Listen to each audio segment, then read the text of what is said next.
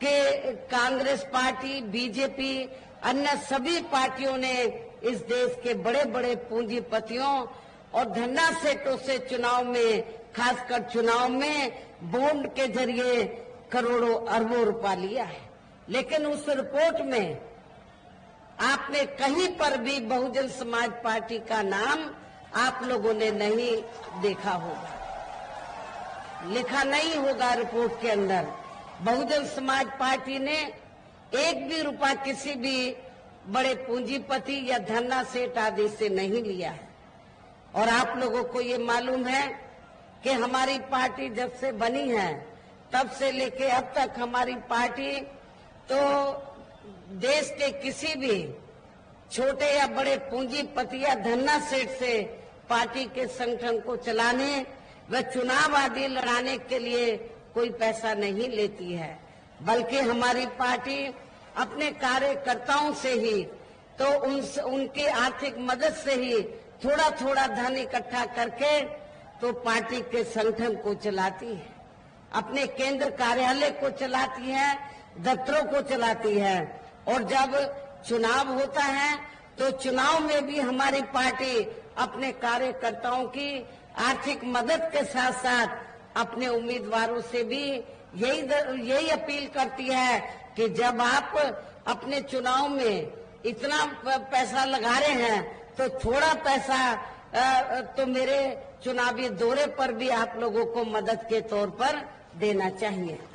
तो इसलिए कहने का तात्पर्य ये है कि हमारी पार्टी अपने कार्यकर्ताओं से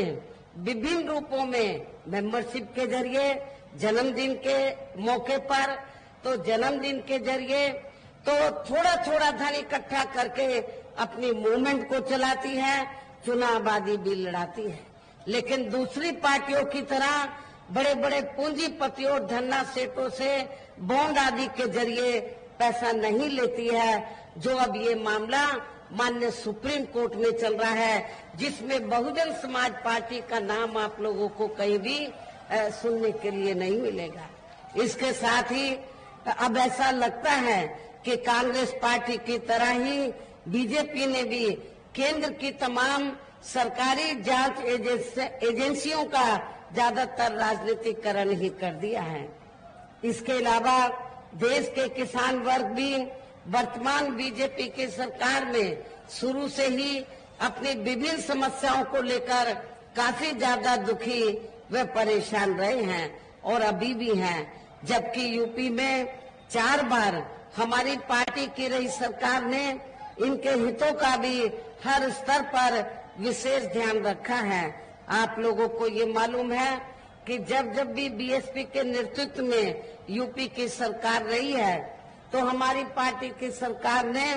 तो किसानों को खेती करने के लिए समय से सस्ते साधन उपलब्ध कराए हैं और उनकी फसल का भी उचित दाम हमारी सरकार ने दिया है। इतना ही नहीं बल्कि केंद्र में पूर्व की रही कांग्रेसी सरकार की तरह ही वर्तमान भाजपा सरकार में भी